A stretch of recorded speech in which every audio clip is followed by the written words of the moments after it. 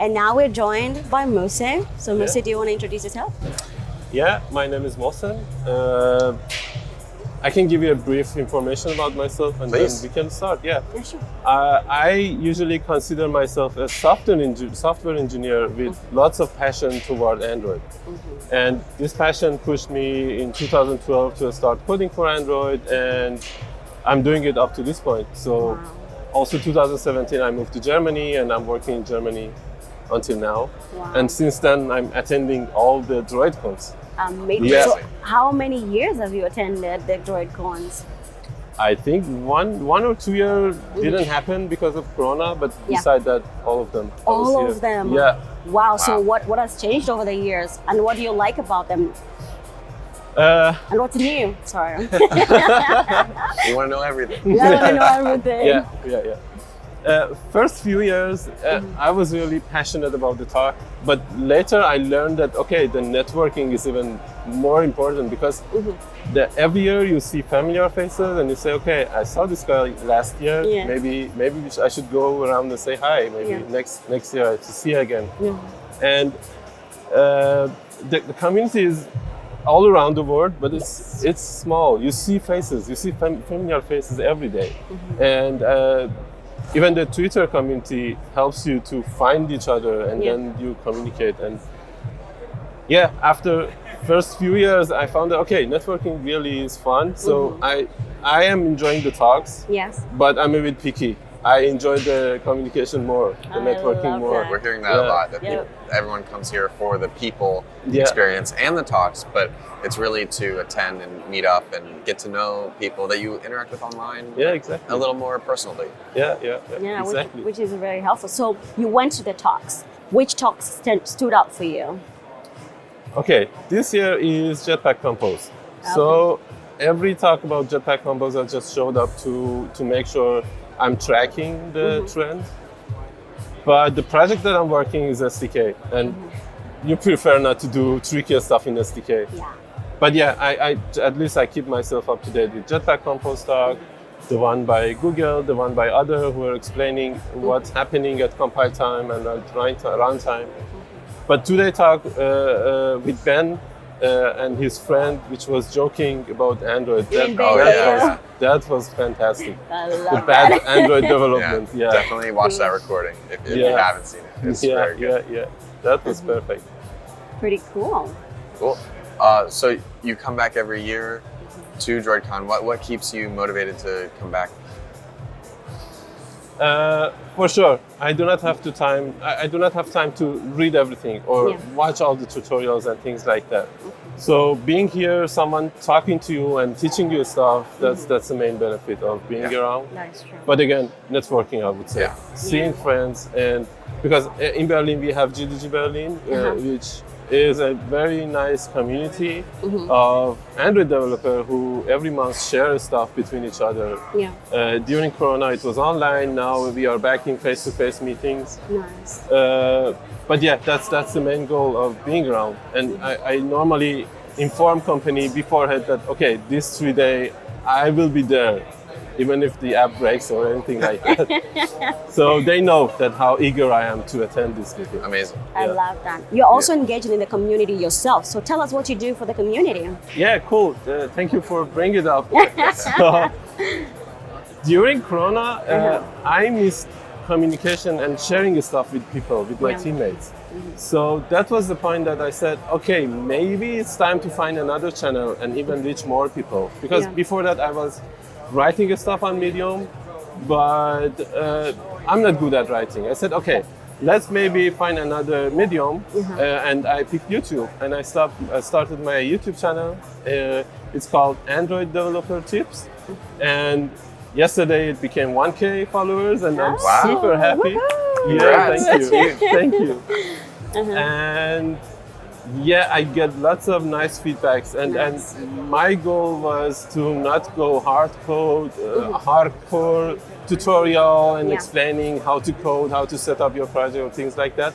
My goal is short tips. So I have most of my videos is less than 10 minutes. So I just say, this is CI, this is how you should set it up, these are the corner edges, and that's it. And recently I started interviewing Android community active members. So people that I know from Berlin community, people that I know from Twitter who are super active and have their own voice, and they showed up that okay, they have something to share. I just reached them because my goal with these interviews is to show first to newcomers how friendly we are and how open the Android community is and how we are open to share stuff. And that's what I'm doing now. It's amazing. I mean, that's kind of what we're doing here. Like, we're at the conference, people are speaking. It can be a little intimidating to go up to someone, especially like some of the high-profile Googlers and stuff, but they're so welcoming and so accepting. It's they want to talk to you. It's very cool. I love this community. Me too. And actually, you mentioned something about the videos being 10 minutes, and I remember going to another, like a training session for GDEs, how you make your videos, and 10 minutes would be highly recommended because you don't want to do like a long video. These days, like our attention span is really going very slow. So 10 minutes for me, it's actually pretty good. I like that. I really like that tip. So for anybody that wants to contribute to the community, right? Either through different mediums, like you mentioned, writing wasn't yours, didn't work for you. What did you tell them? How would you encourage them to get involved? Okay, this is one of the questions that I ask from my interviewers, and they answer different questions. They have different answers. But I would say start sharing, follow people, follow the news, follow what's happening mostly on Twitter, because we have good connection in Twitter. We have the Android community there that you kind of started it. And follow the news. If you have questions, just ask people. You will get the connection. Then you will notice that, okay, maybe your question is not only your question. Maybe there are multiple people who have the same question. And then maybe you think of writing something about it or record a short video about it and post it somewhere. And this really helps.